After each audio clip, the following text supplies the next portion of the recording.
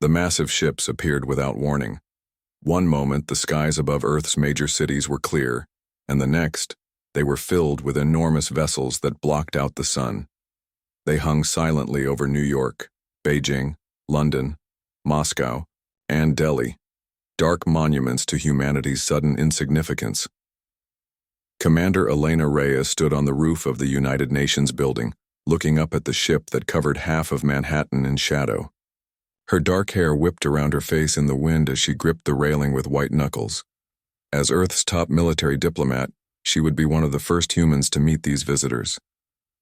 "They picked a hell of a time to show up," said General Williams, standing beside her. Elena nodded grimly. Earth was already in trouble. The climate disasters of the past decade had displaced billions. Water wars raged across Africa and Asia.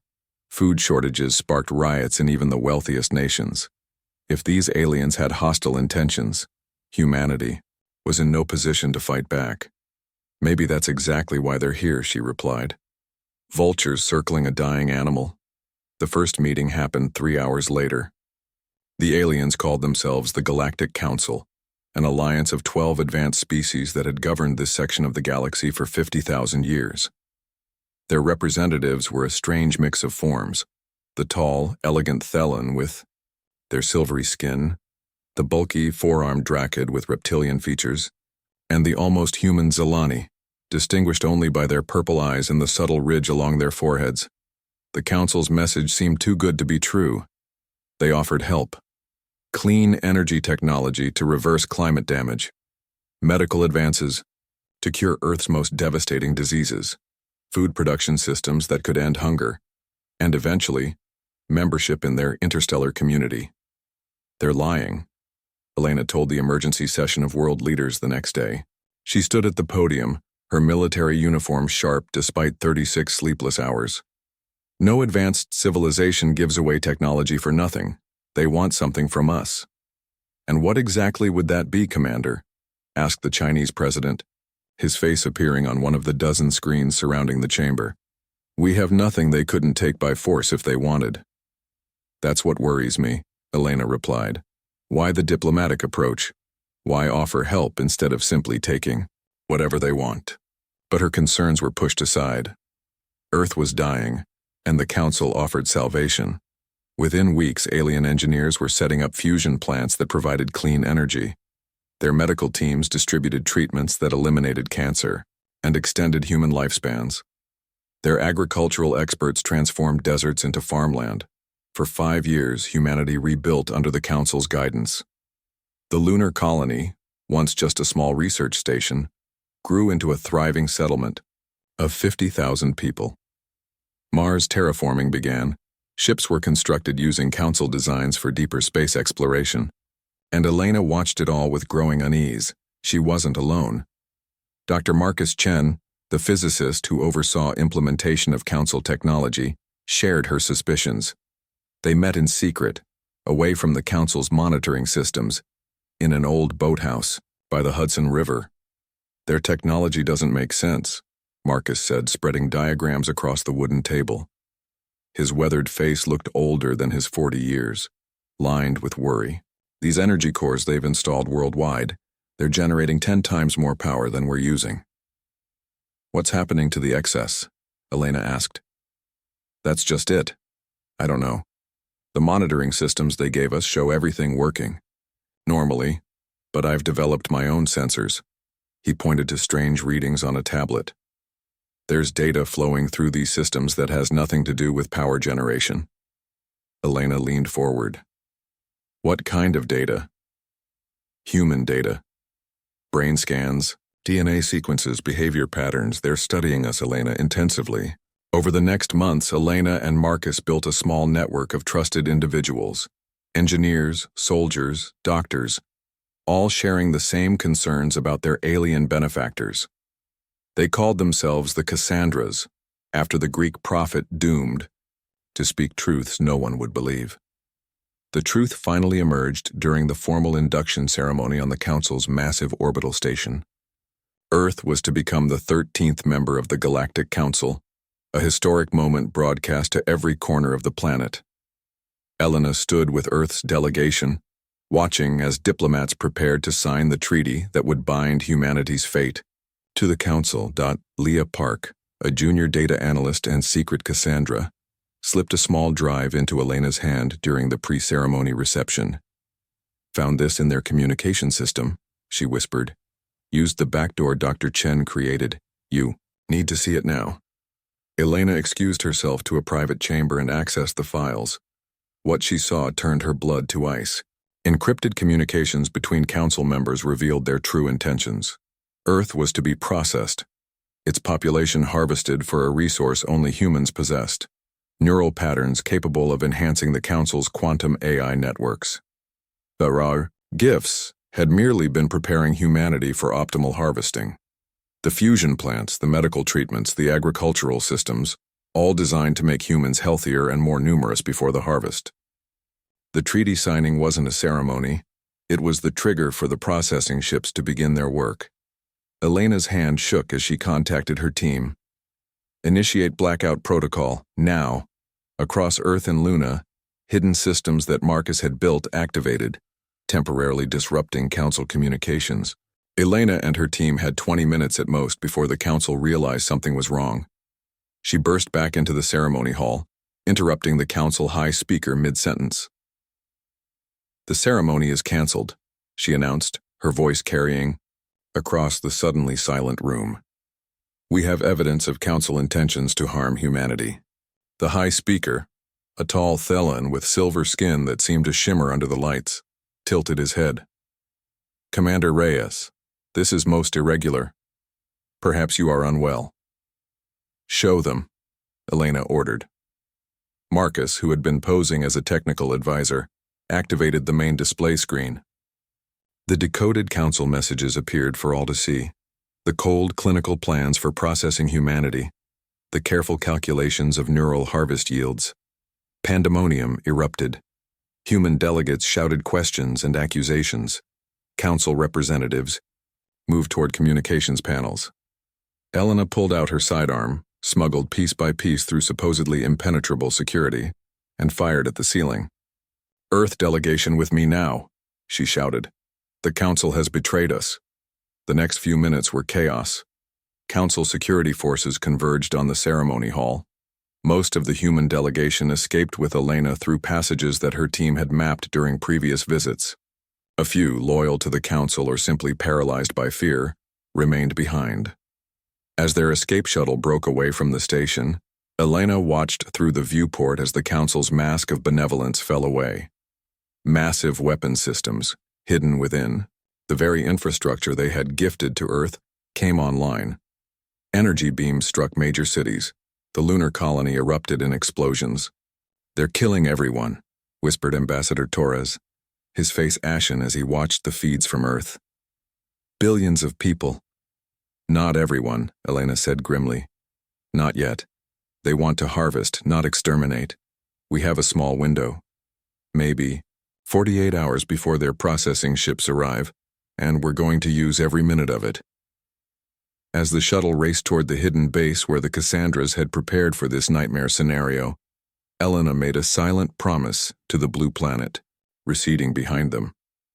This wasn't the end of humanity. It was the beginning of the Council's worst mistake. Chaos filled the hidden bunker beneath the Rocky Mountains. Hundreds of people rushed through concrete corridors carrying equipment, digital archives, and whatever personal items they could grab. Alarms blared as reports of destruction poured in from around the world. Commander Elena Reyes stood at the central command table, her face illuminated by the glow of emergency screens. Dark circles had formed under her eyes. She hadn't slept since escaping the Council's orbital station 18 hours ago. Status report, she demanded. Colonel Maya Jensen, her second-in-command, stepped forward. Exodus protocol is at 60% completion. We've contacted all sleeper cells. Most major cities are gone, Commander. Her voice cracked slightly. The Council ships are targeting population centers first, using the same energy cores they installed to power the attacks. Elena slammed her fist on the table. And our countermeasures? Dr. Chen is ready to brief you. Marcus Chen looked like he had aged a decade in a day. The physicist's hands trembled slightly as he brought up schematics on the main screen. "The good news is that our suspicions saved millions," he said. "The bad news is that billions are already dead." He took a deep breath. "The evacuation shelters we secretly built have protected about 15 million people worldwide. The Exodus fleet is preparing to launch." Elena nodded. The Cassandras had been planning for this betrayal for years, converting old space stations and building new ships away from Council eyes. It wasn't enough to save everyone, not nearly enough, but it would ensure humanity's survival. "What about the weapons?" she asked. Marcus managed a small smile. "That's where we got lucky. Remember how I mentioned the energy cores were generating excess power? I've been modifying some of them." He pulled up images of what looked like ordinary Council technology. "These modified cores can overload and create an energy burst that will temporarily disable Council ships. We've distributed them to all launch sites." The next 12 hours passed in a blur of activity. Elena coordinated with resistance cells worldwide as they prepared for humanity's desperate escape. Every spaceworthy vessel, from military shuttles to hastily retrofitted commercial craft, was being loaded with survivors and whatever technology could be salvaged. At the Denver spaceport, Elena watched as families boarded the largest vessel in their makeshift fleet, a repurposed colony ship originally intended for Mars, now renamed Eternal Phoenix. The massive vessel could carry 50,000 people and contained vast digital archives of human knowledge, art, and history. "This wasn't how I imagined our first major journey to the stars," said Admiral Holden, an old friend who would command the Phoenix. His weathered face was grim beneath his white cap. "It's not an exploration mission anymore," Elena replied. "It's a survival run." As the loading continued, alarm sirens blared. Council ships had been detected approaching the Rocky Mountain region. "They've found us," Elena said. "Launch now, whatever state you're in." Across Earth, the scene repeated itself. Over 2,000 vessels of varying sizes began emergency launches from hidden facilities. As they rose into the atmosphere, Council warships moved to intercept them.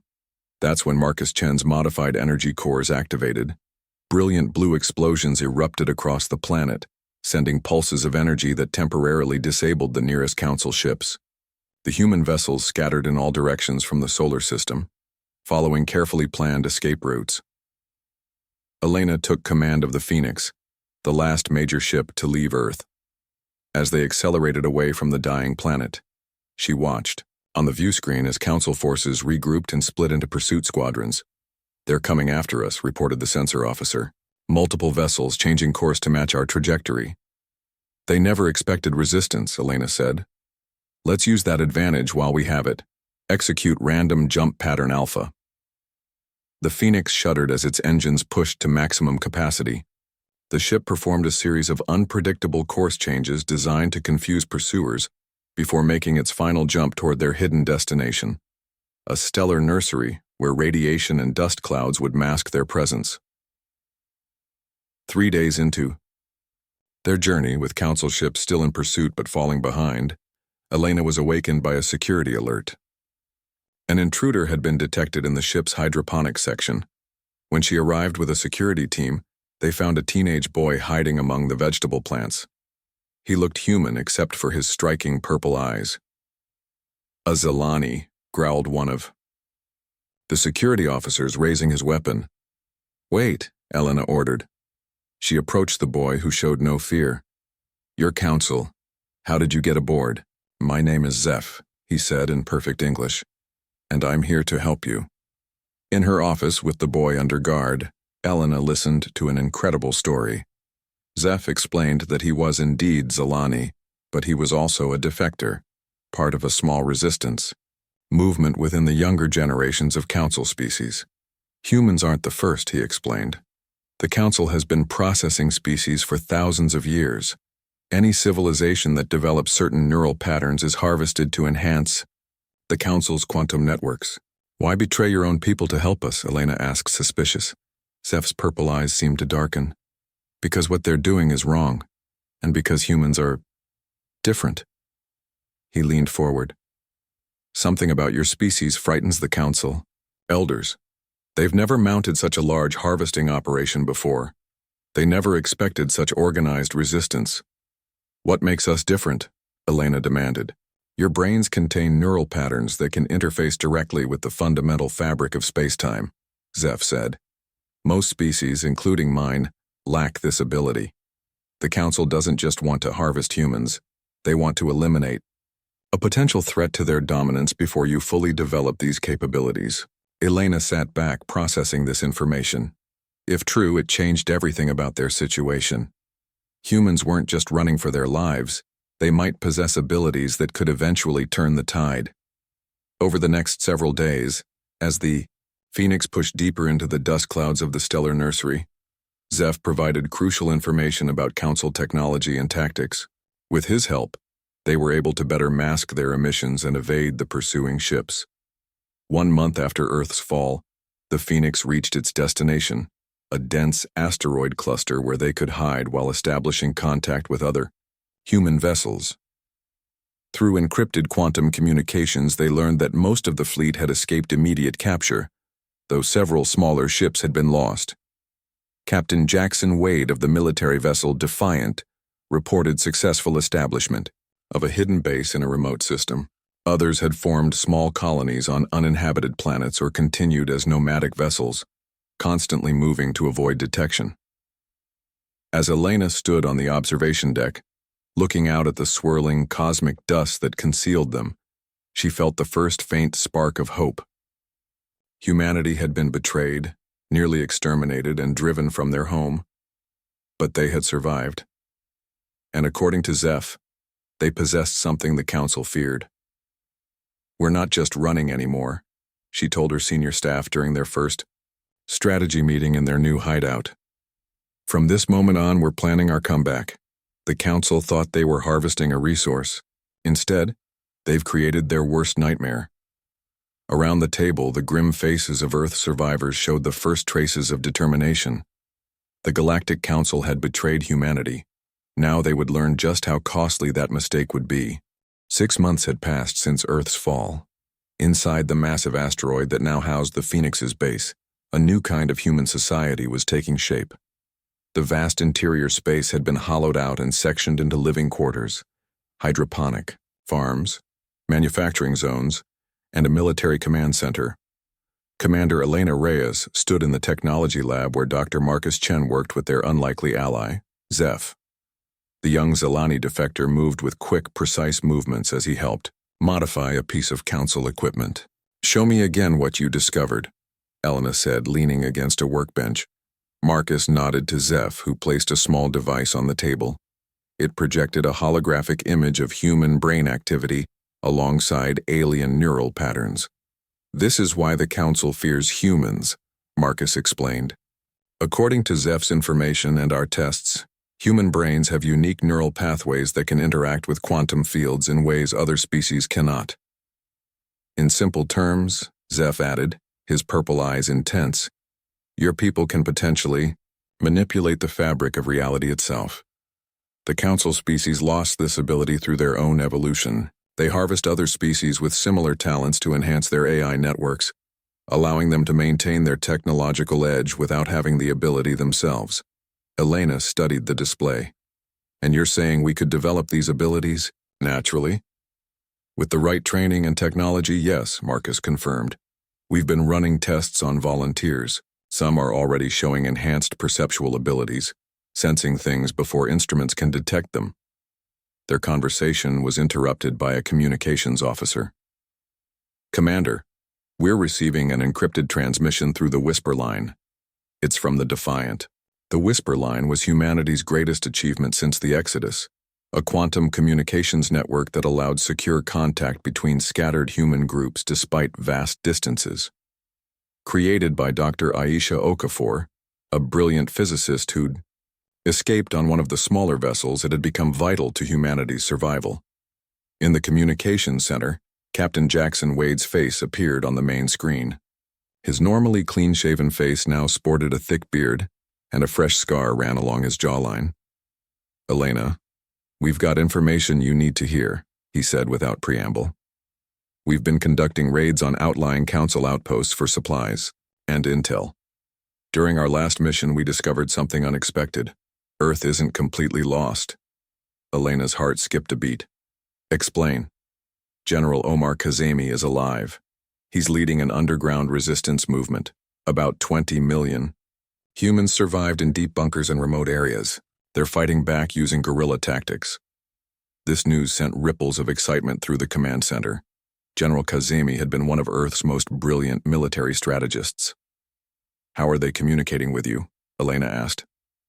They managed to salvage and modify some council communication equipment, but that's not all. Wade continued, his expression grim.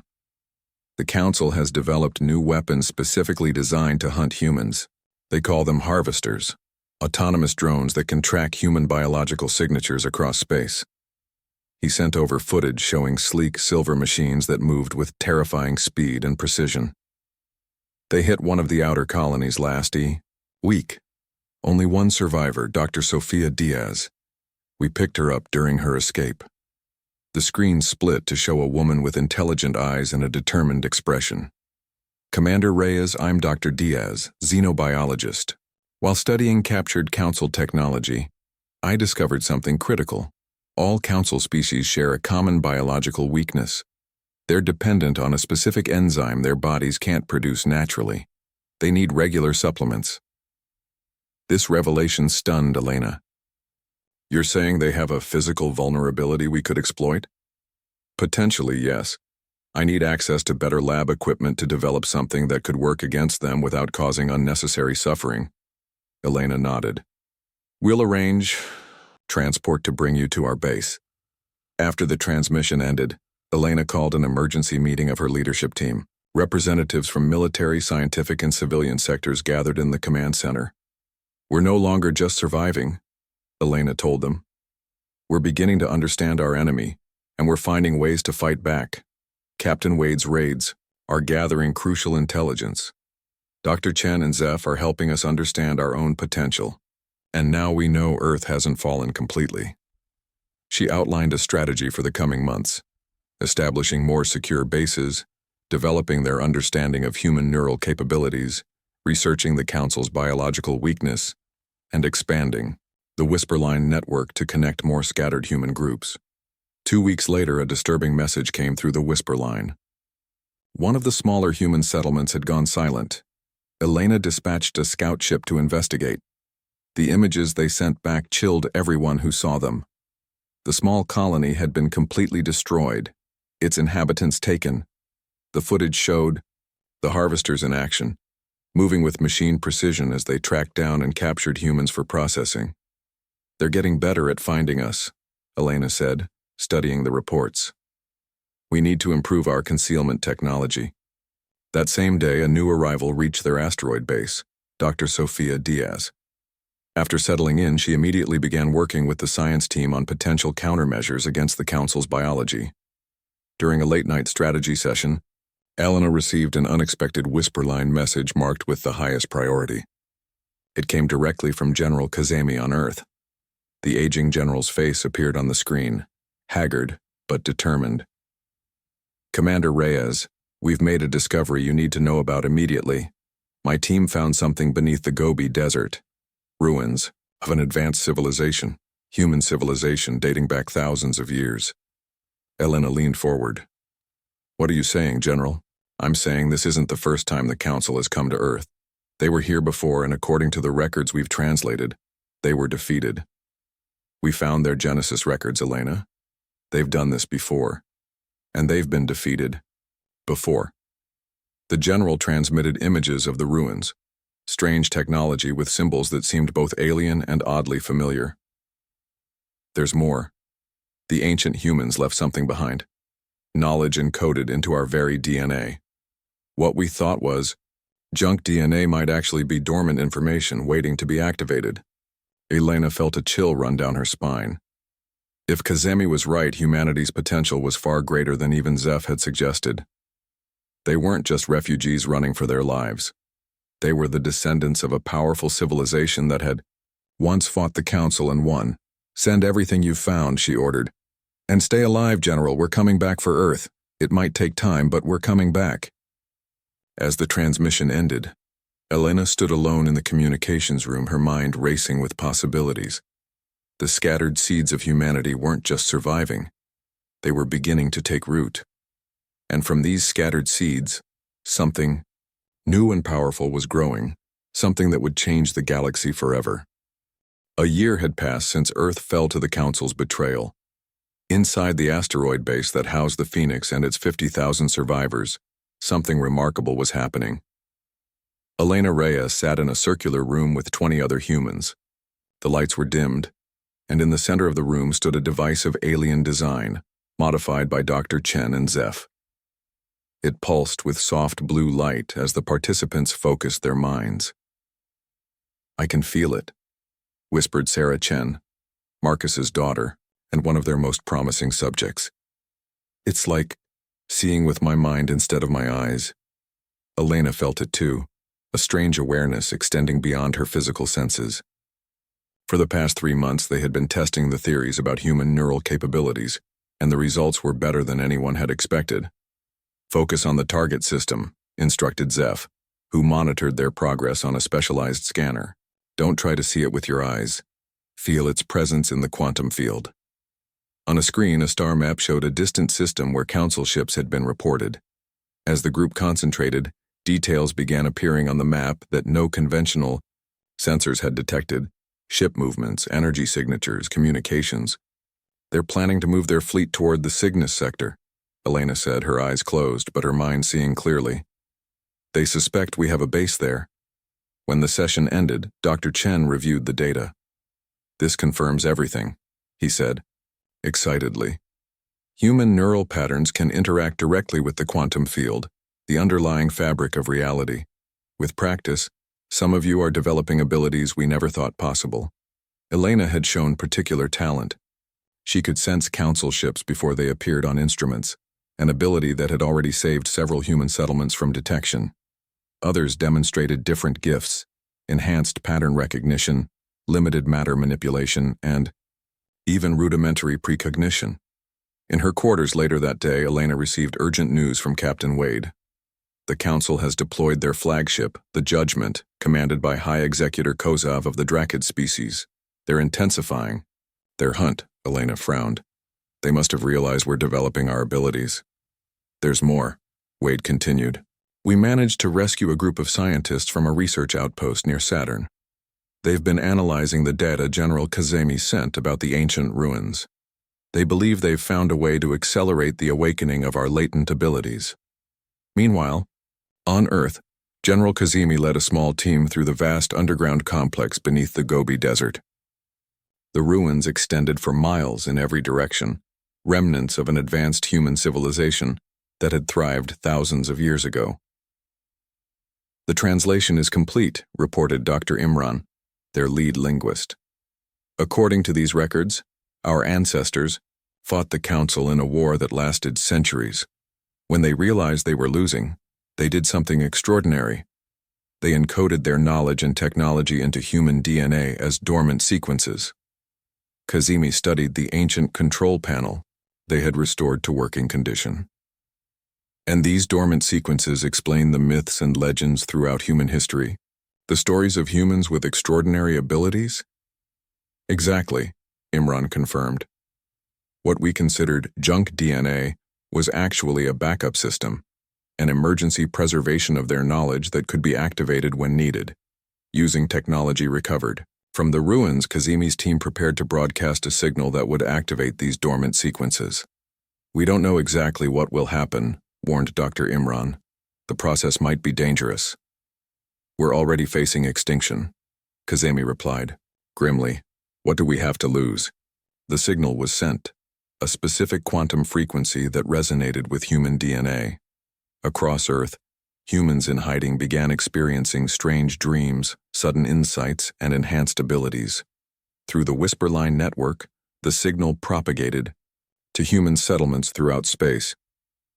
On the Phoenix base, the effects were dramatic. Humans who had shown no special abilities suddenly developed them. Those already training found their powers growing exponentially. Elena discovered she could now sense council movements across vast distances, giving them precious time to evacuate threatened settlements.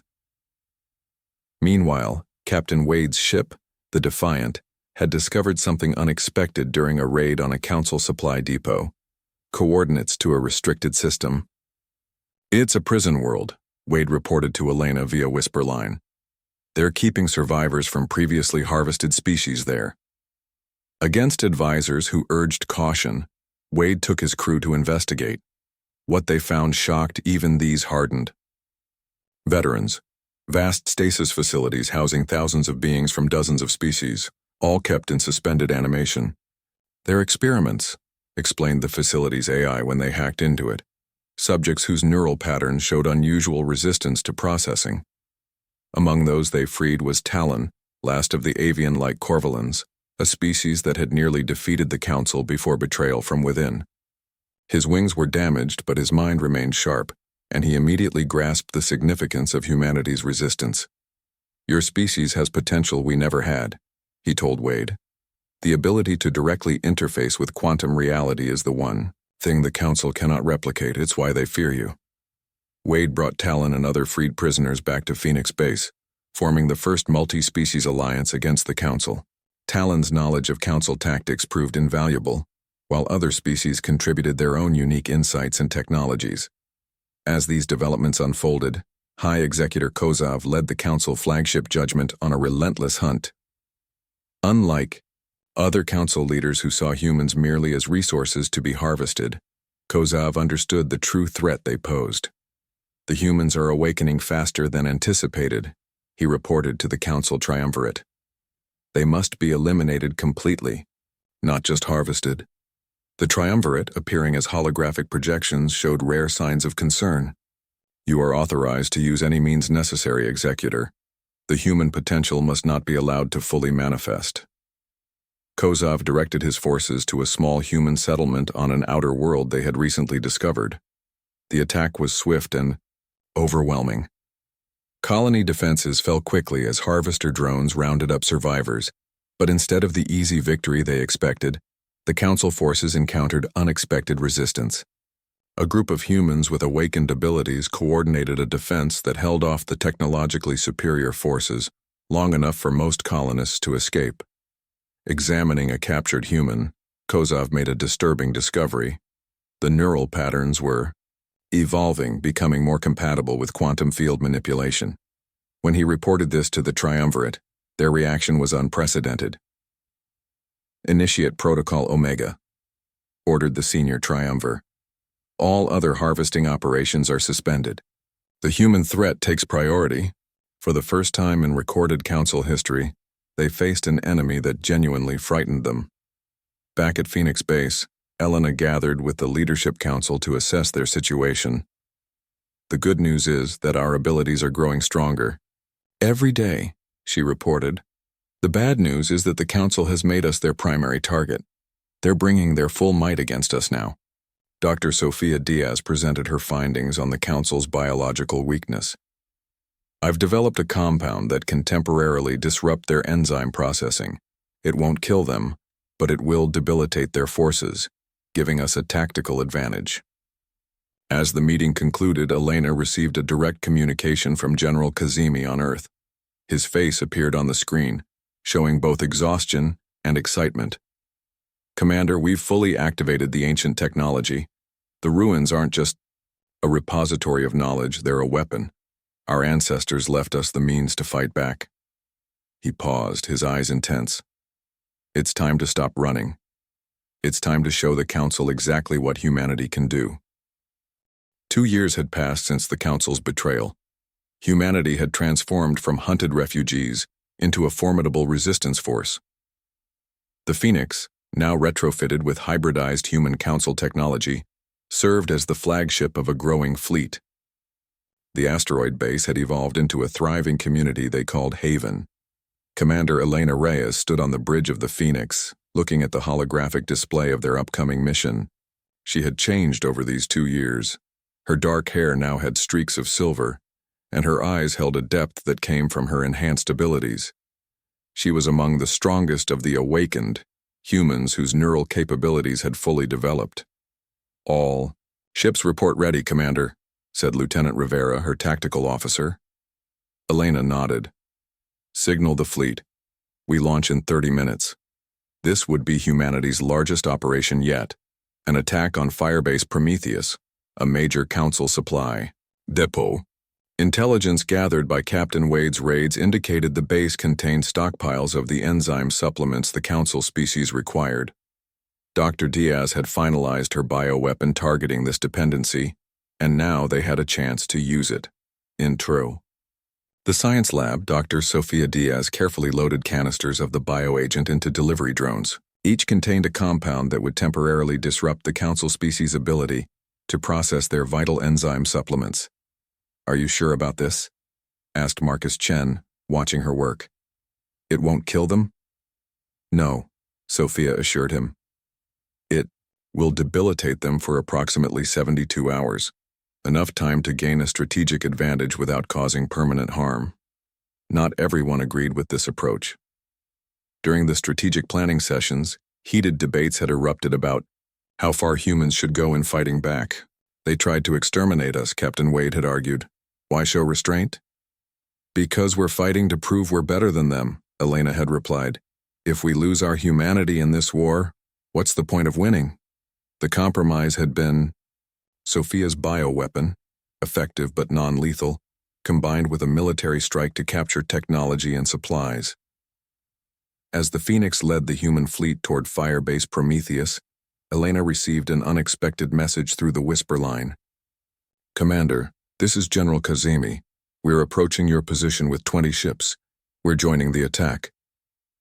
Elena's heart leaped. General, how did you get off Earth? We've been busy, came the gruff reply. We captured several Council transport ships. Turns out those ancient ruins had more than just information, they had technology. We'll rendezvous with your fleet in 6 hours.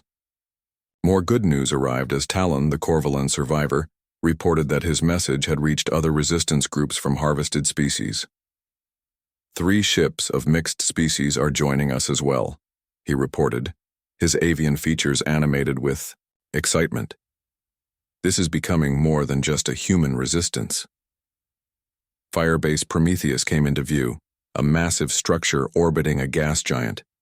Council ships patrolled its perimeter, but the combined human fleet now outnumbered them. They're not expecting us, Elena told her officers. They still think we're running and hiding. Today we show them differently. The battle began with a coordinated strike from the Awakened.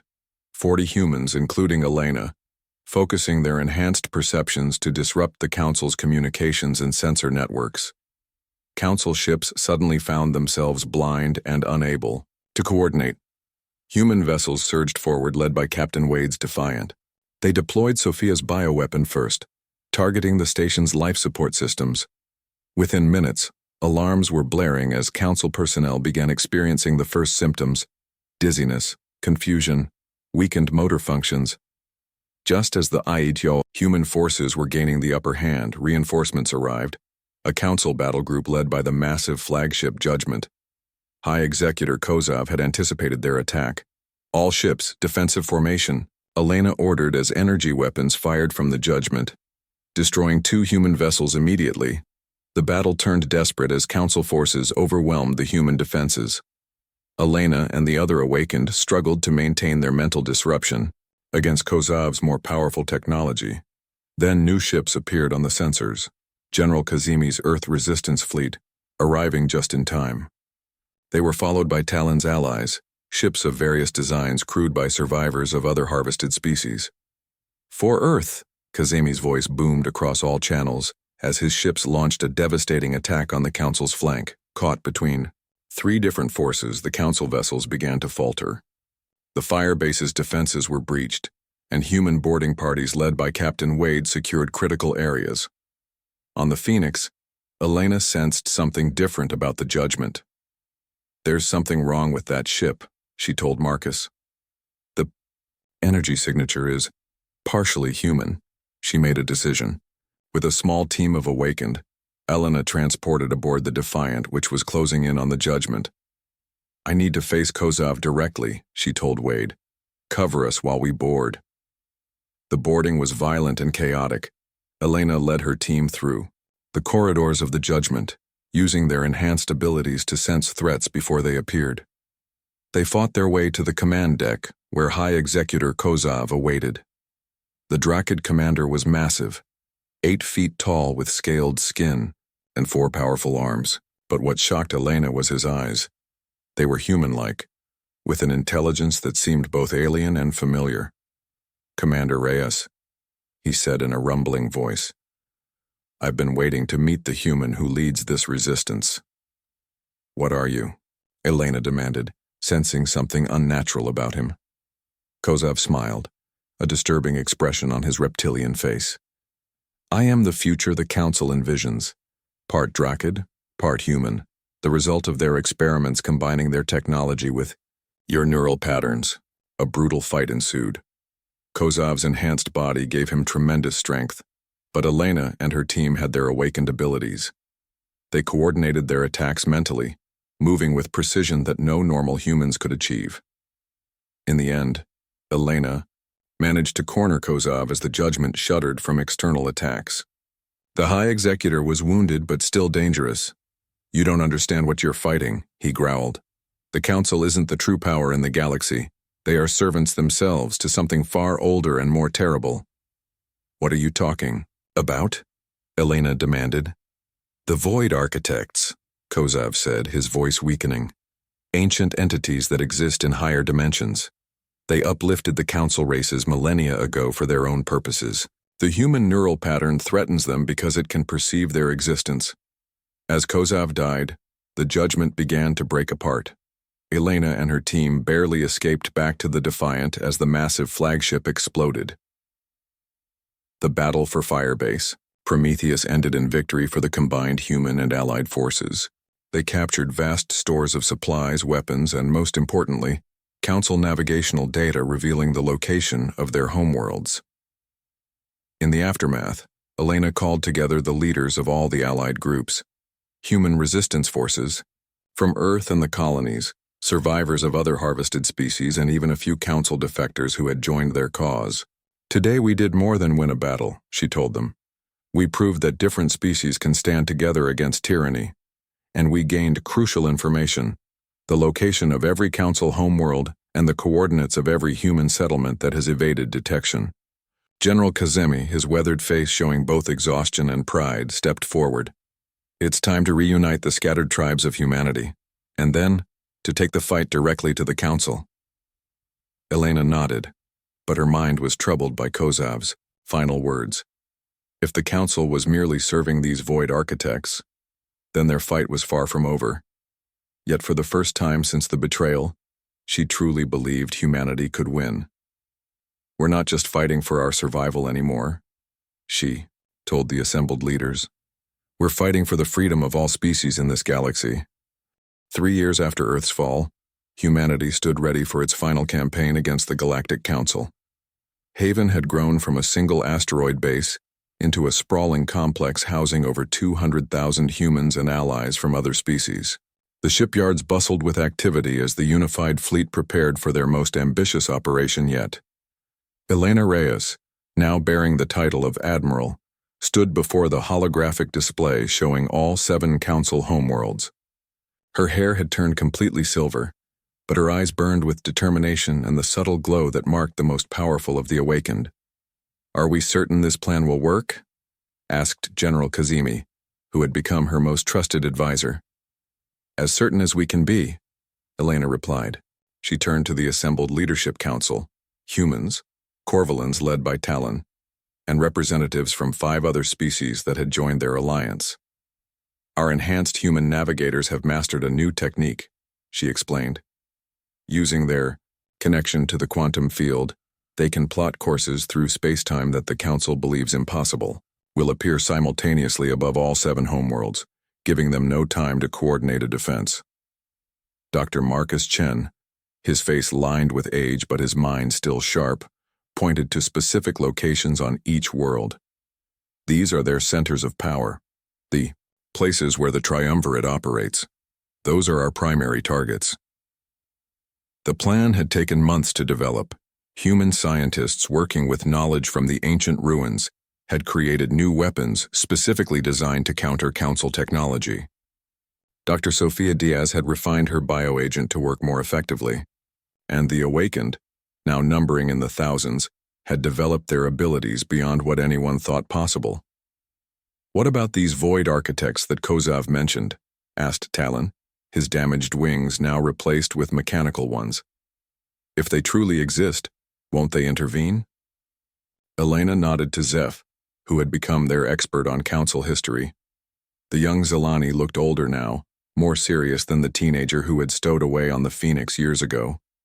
"According to records we've pieced together," Zeph explained, "the void architects exist in higher dimensions. They can't directly interact with our reality without help. The Council built special dimensional technology to communicate with them. We believe the Triumvirate may try to use this technology to call for their help if we attack. Then we need to destroy that technology first," Elena stated, "before they can activate it." 2 days later, the unified fleet gathered at a staging area on the edge of Council space. Over 300 ships, from massive battlecruisers to agile fighters, prepared for the jump that would take them to their targets. Elena addressed the fleet from the bridge of the Phoenix. 3 years ago, the Council betrayed humanity.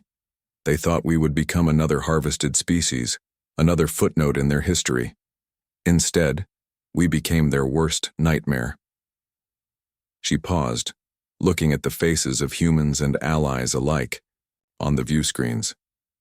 "Today we fight not just for Earth but for all species who have suffered under Council rule. Today we end their reign of terror." The human navigators took their positions. These awakened individuals had the strongest connection to the quantum field, allowing them to bend the very fabric of spacetime. As they focused their abilities, reality itself seemed to ripple around the fleet. "Jump in 3, 2, 1, called the lead navigator. In a maneuver that the Council had believed impossible, the entire fleet vanished and reappeared simultaneously above all 7 Council homeworlds. The element of surprise was complete. Defense systems weren't even activated as the Allied ships descended into the atmospheres of the alien planets. On the Thelen homeworld, the Phoenix led the attack on the Triumvirate's Central Command Complex. Council ships scrambled to respond, but they were reacting to an attack that had already penetrated their defenses. "They're activating something," reported Lieutenant Rivera, monitoring energy readings from the surface. "Massive power surge in the central spire." Elena sensed it too, a ripple in the quantum field unlike anything she had felt before. "They're trying to contact the Void Architects. All teams converge on the central spire. We need to shut it down now."